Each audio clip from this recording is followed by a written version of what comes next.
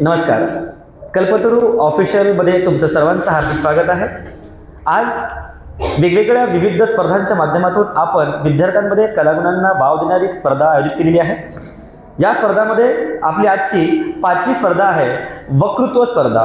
विद्यार्थी मित्रांनो, कल्पकृतीच्या माध्यमातून आपण विद्यार्थ्यांच्या कलागुणांना वाव देण्यासाठी अजून एक महत्त्वाची स्पर्धा आयोजित केलेली आहे आणि या स्पर्धेसाठी उपस्थित सर्व मान्यवरांचं मी स्वागत करतो.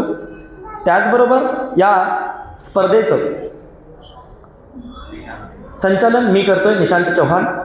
त्याचबरोबर या स्पर्धेला ज्युरी मेंबर म्हणून विकी करे सरांनी स्थान ग्रहण करावं अशी मी त्यांना विनंती करतो.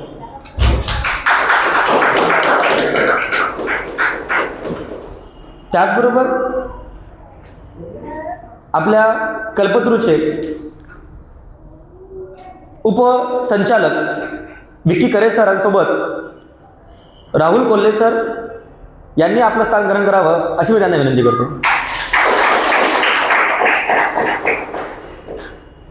तसेच कल्पतरूचे कार्यकारी अधिकारी पवन रणखाम सर यांनी सुद्धा आपलं स्थान ग्रहण करावं अशी मी त्यांना विनंती करतो. सर्व पालक आणि सर्व इतर मान्यवरांनी आपलं स्थान ग्रहण करावं अशी मी त्यांना सर्वांना विनंती करतो. विद्यार्थी मित्रांनो, वंदनीय राजसंत श्री तुकडोजी महाराज म्हणतात, कला असे मानवाची भूषण. प्रत्येकामध्ये एक वेगवेगळी कला असते आणि या कलेचं सादरीकरण आज जी 5वी स्पर्धा आहे, वक्तृत्व स्पर्धा, यांचं पहिलं स्पर्धक काव्या गंगशेट्टीवार, मी यांना विनंती करतो की त्यांनी आपलं वक्तव्य इथे सादर करावं.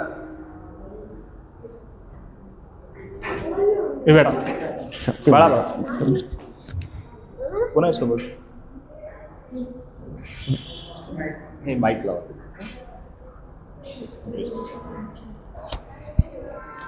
काव्या गंगशेट्टीवार, वर्ग 3रा, या चिमुकल्यासाठी जोराने एकदा टाळ्या होऊ द्या.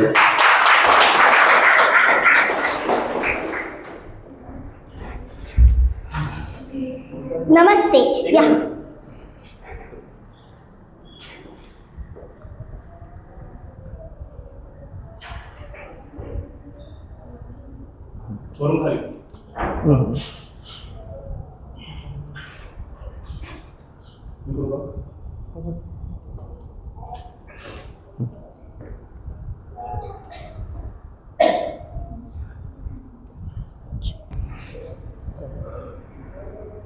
नमस्ते. यहाँ उपस्थित सभी को गणतंत्र दिन की शुभकामनाएं. मंच पर उपस्थित गणमान्य अध्यापक, अध्यापिका तथा मेरे सभी सहपाठी सभी को प्रणाम. आज 26 जनवरी ये वो दिन है जब भारत अपनी संविधान और पहचान का उत्सव मनाता है. अपनी पहचान किससे होती है? अपनी पहचान किससे होती है? देशभक्ती से. क्या होती है ये देशभक्ती? महाराज आधी लग्न कोंढाण्याचं मग पाच्या रायबाचं जब तानाजी एक कहते हैं वो है देशभक्ती. नेशन फर्स्ट, मी लास्ट. आज भारत विकास की ओर बढ़ रहा है, लेकिन कुछ गंभीर समस्याएं आज भी घिरे हुए हैं. उन्हें सुलझाने के लिए ये देश, ये धरती हमें पुकार रही है. भारत की आत्मा को जगाने वाली पुकार आज मैं आपको सुनाना चाहती हूँ. कृपया मंच पर उपस्थित गणमान्य मुझे इसकी अनुमति दे. हे भारत के राम, जगो मैं तुम्हें जगाने आया हूँ. 100 धर्मों का एक धर्म बलिदान बताने आया हूँ. सुनो हिमालय कैद हुआ है दुश्मन की जंजीरों में. आज बता दो कितना पानी है हम भारत के वीरों में. खड़ी शत्रु की फौज द्वार पर आज तुम्हें ललकार रही है. सोए सिंह जागो, भारत के माता तुम्हें पुकार रही है. रण की भेरी बज रही है. उठो मोहनी त्रात्या को, पहला शीश चढ़ाने वाले माँ के वीर पुत्र जागो. बलिदानों के वज्रदंड पर देशभक्त की ध्वजा जगे और रण के कंकन पहने वो राष्ट्रभक्त की भुजा जगे. अग्निपंथ की पंथी जागे शीश हथेली पर धर कर. अग्निपंथ की पंथी जागे शीश हथेली पर धर कर. जागो रक्त के भक्त लाडले, जागो सिर के सौदागर. खप्पर वाली काली जागे जागे दुर्गा बरबंडा. खप्पर वाली काली जागे जागे दुर्गा बरबंडा. और रक्त बीज का रक्त चाटने वाली जागे चामुंडा. नरमुंडों की माला वाला जगे कपाली कैलासी. नरमुंडों की घंटी घर घर नाचे मौत कहे प्यासी प्यासी। रावण का वध स्वयं करूंगा कहने वाला राम जगे, और कौरव शेष में एक बचेगा कहने वाला शाम जगे। परशुराम का परश जगे, रघुनंदन का बाण जगे, यदुनंदन का चक्र जगे, और अर्जुन का धनुष महान जगे। चोटी वाला चाणक्य जगे, पुरुष का पौरुष महान जगे, और सेल्यूकस को कसने वाला चंद्रगुप्त बलवान जगे। हड्डी हमीर जगे जिसने झुकना कभी न जाना, हड्डी हमीर जगे जिसने झुकना कभी न जाना। जगे पद्मिनी का जौहर जगे केसरिया बाना, जगे पद्मिनी का जौहर जगे केसरिया बाना। देशभक्ति का जीवित झंडा आजादी का दीवाना, और वो प्रताप का सिंह वो हल्दी घाटी का राणा। दक्षिण वाला जगे शिवाजी खून शाहजी का ताजा, मरने की हठाना करते विकट मराठों के राजा। छत्रसाल का बुंदेला जागे जागे पंजाबी कृपाण, छत्रसाल का बुंदेला जागे जागे पंजाबी कृपाण। और 2 दिन जिया जो शेर के माफिक वो टीपू सुल्तान जगे। कनवा हेका जगे मोर्चा जगे झांसी की रानी, अहमद शाह लखनऊ का जगे कुंवर सिंह पालीतानी। पानीपत का मैदान जगे जगे भगत सिंह की फांसी, राजगुरु के प्राण जगे। आजादी की दुल्हन को जो सबसे पहले छूट गया, स्वयं कफन की गांठ बांधकर सातों भावर घूम गया। उस सुभाष की आन जगे, उस सुभाष की शान जगे। ये भारत देश महान जगे, ये भारत की संतान जगे। क्या कहते हो, क्या कहते हो मेरे भारत से चीनी टकराएंगे? अरे चीनी को तो हम पानी में घोल के पी जाएंगे। आज बंधा है कफन शीश पर, जिसको आना है आओ, चाओ म्याओ चीनी मीनी जिसमें दम हो टकराओ। जिसके रंग से बनता है रंग का केसरिया बाना, ओ कश्मीर हड़पने वाले जरा कान खोल सुनते जाना। जब रण के खेतों में छाएगा अमर मृत्यु का सन्नाटा, लाशों की जब रोटी होगी और बारूदों का आटा। सन करते वीर चलेंगे जो बामी से पड़वाला, फिर चाहे रावलपिंडी वाला हो या पेकिंग वाला। जो हमसे टकराएगा वो चूर चूर हो जाएगा, इस मिट्टी को छूने वाला मिट्टी में मिल जाएगा।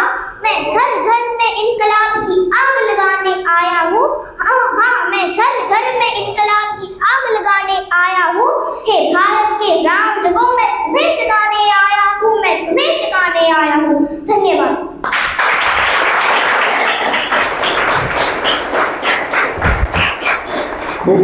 खूपच सुंदर गीत सादर केलं जातं। या वक्तृत्वातून त्यांनी जे शब्दची जी रचना मांडली ती खरंच उत्कृष्ट होती आणि खूप छान वक्तव्यातून त्यांनी हे गीत सादर केलं। धन्यवाद काव्या। त्यानंतर पुढील स्पर्धकचं मी नाव घेऊ इच्छितो। मी सर्व विद्यार्थ्यांना तयार राहायला सांगतोय। ऋषिकेश कराळे, माही चव्हाण, भूषण कोळपे, यश धुळे, ज्ञानेश्वरी अंताकडे, समृद्धी देशमुख, सरगम पवार, सायली शेट्टे या सर्व विद्यार्थ्यांनी तयार राहावं। पुढील विद्यार्थी भूषण कोळपे।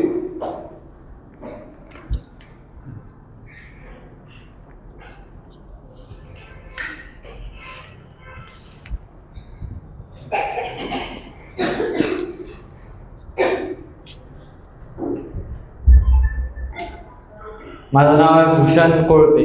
तर आज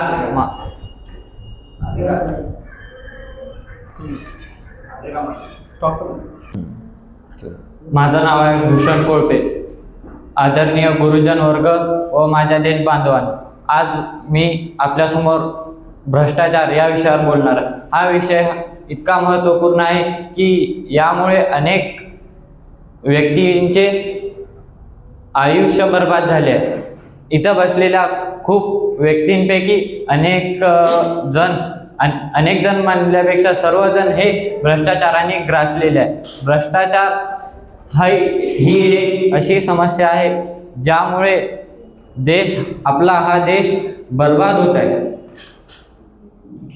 भ्रष्टाचार हे आता सरकारी कचेऱ्या, खाजगी क्षेत्रात न राहता ते आता आरोग्य व शिक्षण क्षेत्रातही आले आहे। शिक्षण क्षेत्रात हे भ्रष्टाचार इतके वाढलेले आहे की विद्यार्थ्यांचे जीवन नष्ट होत आहे। शिक्षण क्षेत्रामध्ये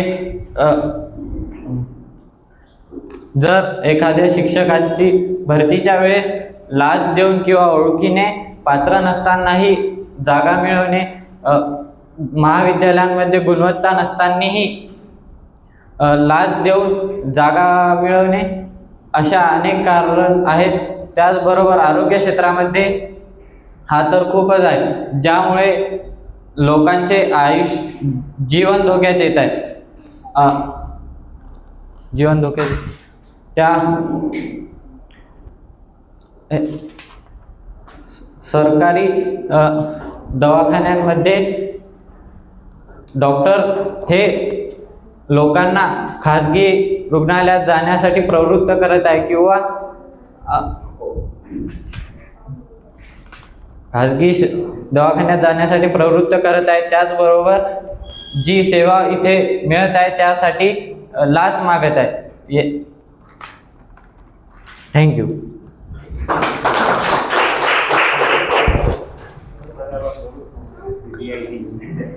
धन्यवाद भूषण. इथे येण्यासाठी, या मंचावर येण्यासाठी आत्मविश्वास ही एक सर्वात मोठी तुमच्याकडे तिजोरी असते. इथे वाटतं आपल्याला दुरून जेव्हा पाहतो आपण की बाबा एखादी व्यक्ती काय बोलतं, आपल्याला कदाचित हसू येऊ शकतं, पण हसण्यासारखं काय नसतं, कारण की ती बाब आत्मविश्वासाची असतं. इथे येऊन मंचावर येणं ही सोपी गोष्ट नाही आहे. ओके, चला भूषणसाठी एकदा जोराने टाळ्या होऊ द्या. यानंतर वर्ग 9वीची विद्यार्थिनी सरगम हे मंचावर येतील आणि आपलं वक्तव्य सादर करतील.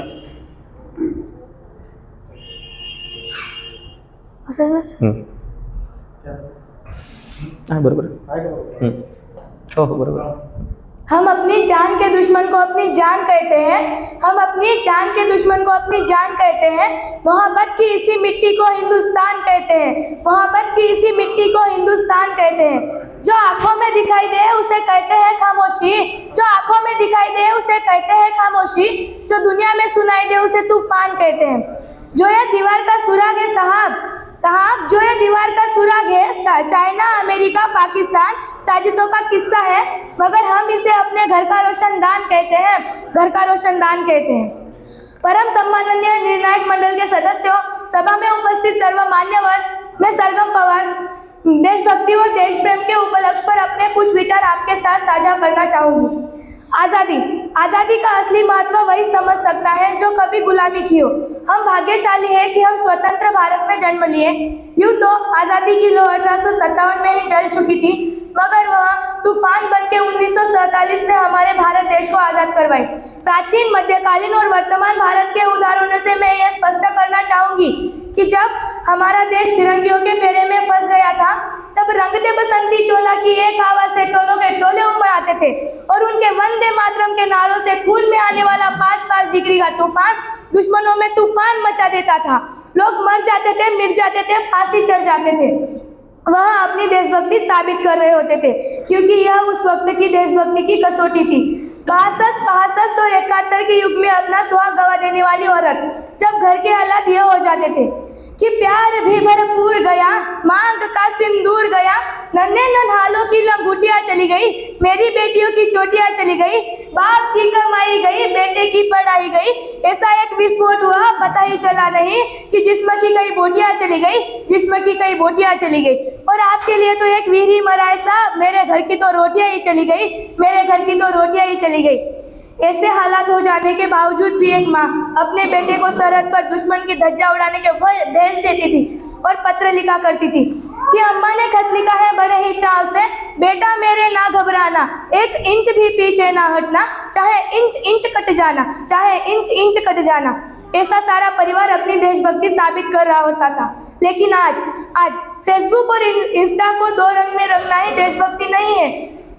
किंतु मैं कहना चाहूँगी कि फुटपाथ पर रहने वाला एक बच्चा ट्रैफिक की छाव में हाथ में तिरंगा लेके तिरंगा बेच रहा होता है, तो क्या उसे आप उसकी देशभक्ति कहेंगे? नहीं, यह उसकी देशभक्ति नहीं, यह उसकी पेट की भूख है जो उसे मजबूर कर रही है तिरंगा बेचने के लिए. क्योंकि ना मस्जिद को जानते हैं, ना सवालों को जानते हैं, ना मस्जिद को जानते हैं, ना सवालों को जानते हैं. जो पेट के भूखे होते हैं ना साहब, वो सिर्फ अन्न के निवालों को जानते हैं, अन्न के निवालों को जानते हैं. अपना परिवार अपने देश पर समर्पण का भाव है देशभक्ति, और हर देशद्रोही के मन में आने वाला तूफान है देशभक्ति, क्योंकि हर देशद्रोही ये समझ सके, अगर तू परिंदा है तो यह आसमान तेरा है, अगर तू परिंदा है तो यह आसमान तेरा है, अगर तू दरिंदा है तो यह कब्रिस्तान तेरा है। भाईचारे से रहना है तो रह इस जमीन पर, भाईचारे से रहना है तो रह इस जमीन पर, वरना ये कब्र भी तेरी है और कब्रिस्तान भी तेरा है, वरना ये कब्र भी तेरी है और कब्रिस्तान भी तेरा है। हम ना ऐसे समाज में जीते हैं जहाँ लड़कों से बात करता देख हमारे भाई हमें भड़काते हैं, लड़कों से बात करता देख हमारे भाई हमें भड़काते हैं, और वही भाई अपने गर्लफ्रेंड के किस्से घर में हंसा हंसा कर सुनाते हैं, और वही भाई अपने गर्लफ्रेंड के किस्से घर में हंसा हंसा कर सुनाते हैं। मैं उन लोगों के लिए कहना चाहूँगी, 4 बोतल बोध का काम मेरा रोज का, भारत का भविष्य तबाह कर रहा है यह। हम ना ऐसे समाज में जीते हैं जहाँ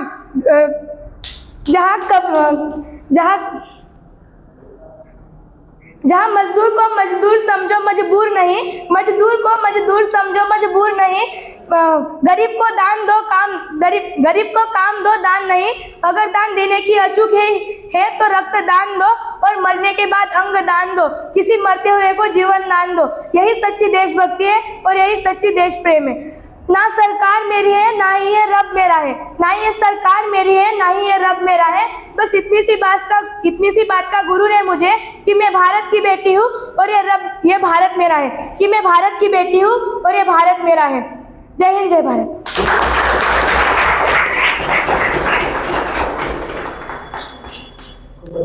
खूपच छान बेटा सरगम, अतिशय उत्कृष्ट वक्तृत्व त्यांनी इथे सादर केलेलं आहे। यानंतरचे जे स्पर्धक आहेत ऋषिकेश कराळे, वर्ग 3रा। ऋषिकेशसाठी जोराने टाळ्या होऊ द्या। आत्मविश्वासाची गरज असते, आत्मविश्वास।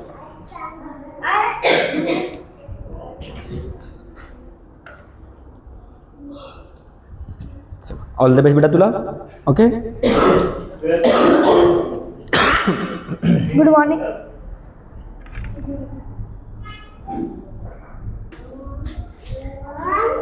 Good morning everyone, respected.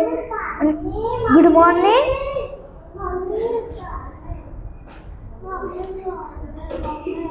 Good afternoon everyone, respected chief guests, respected principal, respected teachers and all my dear friends. My name is Rishikesh Vivek Karade. I am learning in 3rd standard. Today I am telling you importance of book. Book as best friend. They teach us new things and make us smarter. Book take us to new worlds and adventures. We can learn about animals, plants and the universe from books. Reading books improves our language and vocabulary. They teach us, they spend time in a fun and useful way. Book teach us also good values and morals. We should take care of books and keep them clean. Reading books make us happy and creative. A book is very important for everyone, especially children. Thank you.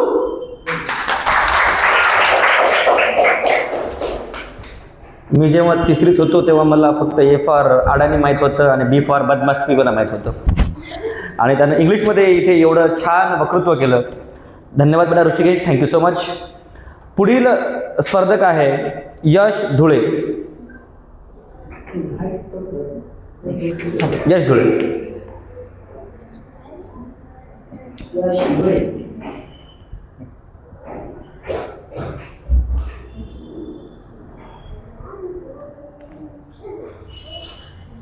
पुस्तक म्हणजे फक्त पुस्तक म्हणजे फक्त कागदाची पानं नाहीत, ती आपल्या आयुष्याची खरी साथीदार आहे. आदरणीय शिक्षक वृंद आणि माझ्या मित्रमैत्रिणी सर्वांना माझा नमस्कार. आज मी तुम्हाला पुस्तकांचे महत्त्व या विषयावर माझे विचार मांडणार आहे. पुस्तक माणसाच्या जीवनात पुस्तकाचे स्थान आढळ आहे. म्हणतात ना, पुस्तके ही माणसाची सर्वात चांगली मित्र असतात. जेव्हा आपण एकटे असतो तेव्हा पुस्तके आपल्याला साथ देतात. पुस्तके आपल्याला मार्गदर्शन करून नवीन जगाची ओळख करून देतात. आपण दररोज एक ना एक पुस्तक वाचले पाहिजे. तसे डॉक्टर बाबासाहेब आंबेडकर 18 तास अभ्यास करायचे, एक पुस्तक वाचायचे. तसेच आपण 2 तास तरी अभ्यास करावे. आणि जर आपण वाचल्याने आपला शब्दसंग्रह सुधारतो आणि आपल्या वाचनात काही बदल होतो. जर आपण दररोज वाचन केले आणि पुस्तक एक वाचले तर आपल्या वाचनात आपले वाचन खूप सुधारते आणि आपल्या वाचनात एक ना एक तर बदल होतो. Thank you.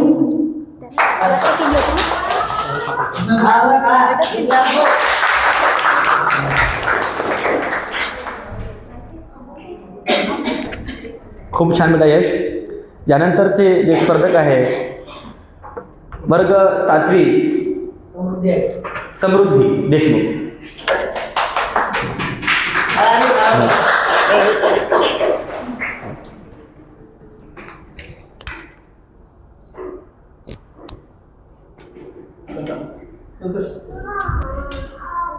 My name is Okay. Samruddhi Shantaram Deshmukh. I am in 7th class. जी व्यक्ती चांगली पुस्तके वाचू शकत नाही ती निरक्षरापेक्षा कदापि सरस असू शकत नाही. आदरणीय गुरुजन आणि माझ्या मित्रमैत्रिणींनो, आजच्या आपल्या या वक्तृत्व स्पर्धेचा सर्वात सोपा विषय मी बोलण्याकरिता निवडला आहे, ते म्हणजे पुस्तकांचे महत्त्व. असे म्हणतात ना, बोलण्यापूर्वी विचार करा आणि विचार करण्यापूर्वी वाचा. असे का म्हटले असावे? कारण खूप सोपं आहे. आपल्याला आपल्या मोठ्यांनी नेहमीच सांगितले, आपला सर्वात जवळचा मित्र म्हणजे पुस्तक होय. एका महान व्यक्तीने म्हटलं आहे, वाचाल तर वाचाल. याचा अर्थ असा की जर आपण वाचन केले तरच आपण या स्पर्धेच्या युगात टिकून राहू. पुस्तके ही केवळ कागदपत्रांची पाने नसून ती ज्ञानाचा अथांग सागर आहे. जसे मनुष्याच्या शारीरिक विकासासाठी नियमित व्यायाम आणि पोषक आहार महत्त्वाचा असतो, तसेच बुद्धीच्या विकासासाठी निरंतर वाचन महत्त्वाचे असते. आपल्या मोबाईलच्या युगात तर बरकरार आहे, पण ते डिजिटल पुस्तकांचे फार मर्यादित आणि क्वचितच आपण आपल्या रोजच्या मर्याच्या जीवनशैलीतूनच बघू शकतो ना. आपल्या गृहपाठ व्हॉट्सअपवर येतो. आपल्याला शिकवायला डिजिटल बोर्ड आहेत. वर्गात शिक्षक येतात, असलेली PPT समजून सांगतात आणि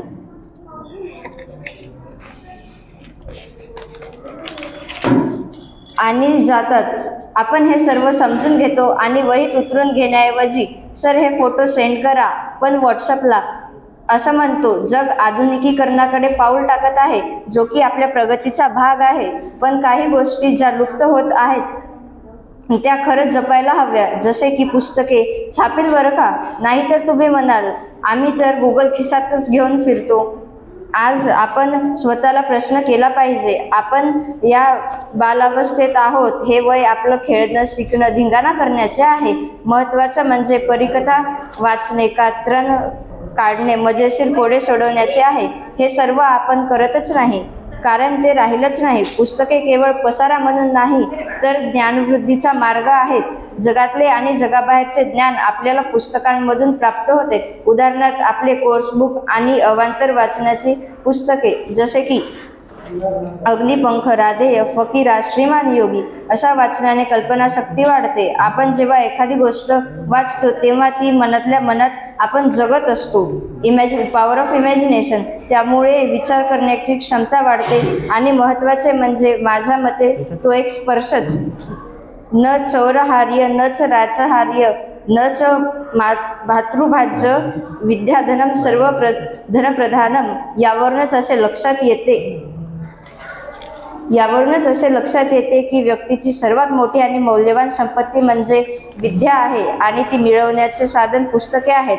नेहमी लक्षात ठेवा, गुगल आपल्याला माहिती देऊ शकते, मात्र पुस्तके आपल्याला संस्कार आणि अनुभव देतात. शेवटी एवढंच म्हणू इच्छिते की खरंच मोबाईलचा कम्फर्टिंग आयुष्यापेक्षा रिअलिस्टिक आणि एंटरटेनिंग असा अनुभव घ्यायचा असेल तर नक्कीच पुस्तके वाचा. 2 ओळी बोलून मी इथेच पूर्णविराम देते. पुस्तक म्हणजे समयरूपी सागरात उभे केलेले दीपस्तंभ होय, विचाराच्या तुंबळ युद्धात हाती घेतलेले शस्त्र होय. कुठलाही भेदभाव त्यांच्या अंगी नसतो. म्हणूनच म्हणतात ना, पुस्तकच आपला खरा मित्र असतो. धन्यवाद.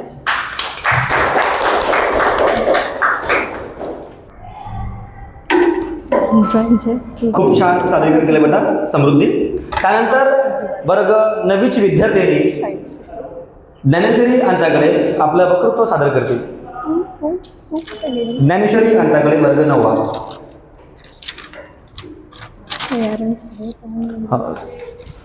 ठीक आहे.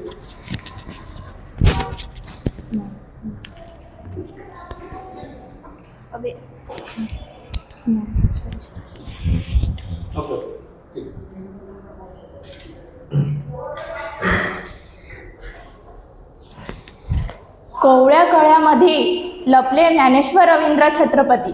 या कोवळ्या कळ्यामध्ये लपले ज्ञानेश्वर रवींद्र छत्रपती. विकसित होतील समाज शेकडो महापुरुषी. विकसित होतील समाज शेकडो महापुरुषी.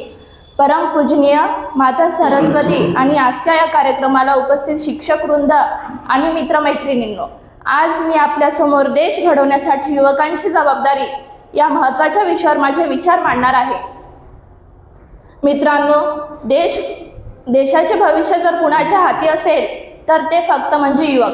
युवक म्हणजेच देशाची ताकद, देशाचा स्वाभिमान, देशाची ऊर्जा. आजचा जसा युवक घडेल तसाच उद्याचा देश घडेल. युवकांची स्वतःपुरती जबाबदारी नसून संपूर्ण देशाची आहे. इतिहास साक्षी आहे की जेव्हा जेव्हा देश अडचणीत सापडला तेव्हा तेव्हा युवकांनीच पुढाकार घेतला व देशाला नवी दिशा दिली. आजच्या काळात देशासमोर अनेक आव्हाने आहेत. भ्रष्टाचार, बेरोजगारी, अशिक्षण, प्रदूषण व सामाजिक विषमता या सगळ्यांवर उपाय शोधण्याची ताकद फक्त युवकांकडेच आहे. लोकशाही देशात युवकांचे राजकीय भानही महत्त्वाचे आहे. मतदानाचा योग्य वापर करणे, स्त्रीचा सन्मान करणे, सामाजिक इत्यादी. शिक्षण ही युवकांची सर्वात मोठी जबाबदारी व ताकद आहे. शिक्षणामुळेच युवकांना विचारशक्ती घडते, योग्य व अयोग्य समजते. याच्याही पुढे इत्यादी सामाजिक कारणे समजते. युवकांची शिक्षणाचे एकच उद्दिष्ट मानले जाते, ते म्हणजे नोकरी मिळवणे. पण हा खरा उद्दिष्ट नसून आपण शिकलेले ज्ञान देशाच्या प्रगतीसाठी वापरणे हा खरा उद्दिष्ट आहे. युवकांचे सामाजिक भानही असले पाहिजे. स्त्रींचा सन्मान करणे, चुकीच्या गोष्टीविरुद्ध आवाज उठवणे इत्यादी. मित्रांनो, भगतसिंग, स्वामी विवेकानंद, छत्रपती शिवाजी महाराज यासारख्या महान व्यक्तींनी व स्त्रियांनीही देशासाठी मोठे कार्य केले आहे. युवकांच्या हाती मोठी शक्ती आहे. ही शक्ती जर आपल्या हातात आली तर देश घडतो आणि घडणारच. शेवटी एवढे सांगू इच्छिते, युवक हा केवळ युवक नाही. युवक हा केवळ युवक नाही तर देशाला नेतृत्व देणारा युवा आहे. धन्यवाद.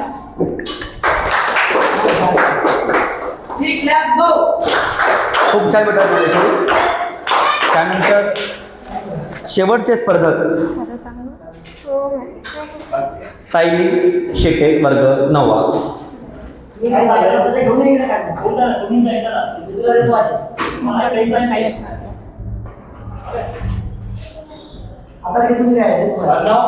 हे माईक लावून घे.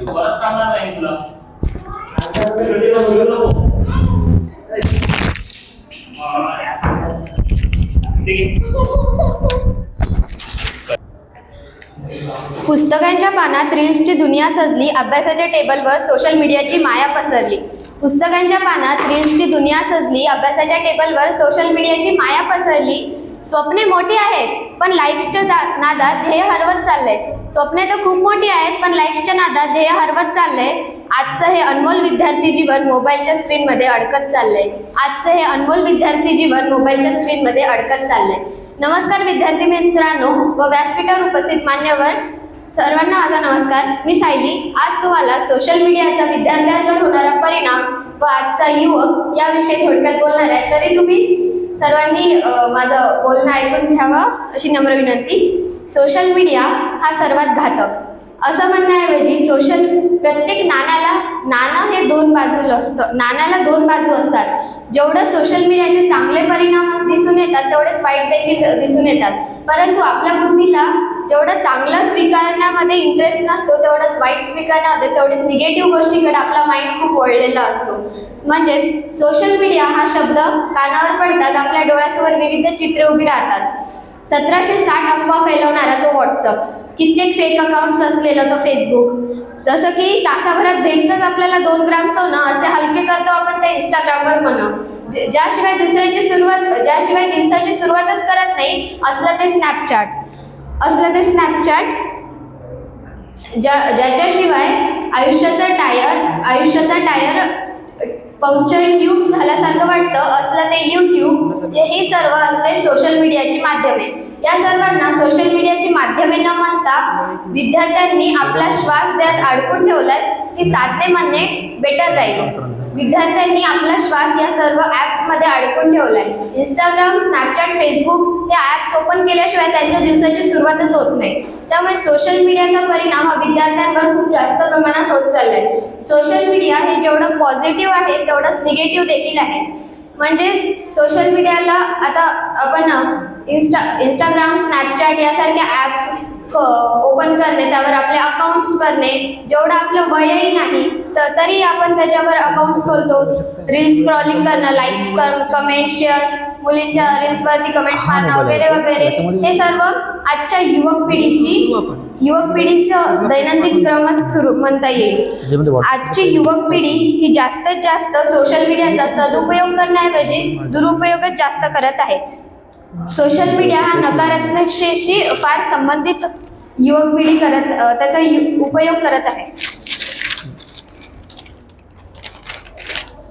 म्हणजे अभ्यासाकडे दुर्लक्ष व मानसिक तणाव हा सोशल मीडियाचा सर्वात जास्त मोठा परिणाम आहे. त्याचबरोबर ॲनेक्झायटी, डिप्रेशन यासारख्या आजारांना आपण स्वतःवरून इन्व्हाइट करत आहोत. सोशल मीडिया हा विद्यार्थ्यांसाठी खूप घातक आहे. विद्यार्थ्यांना सोशल मीडियाशिवाय दुसरे काही सुचतच नाही. सोशल मीडियाच्या नादात विद्यार्थ्यांची मानसिक स्थिती त्याचबरोबर वैचारिक स्थिती देखील खूप कमी होत चालली आहे. त्यांच्या दिवसाची सुरुवात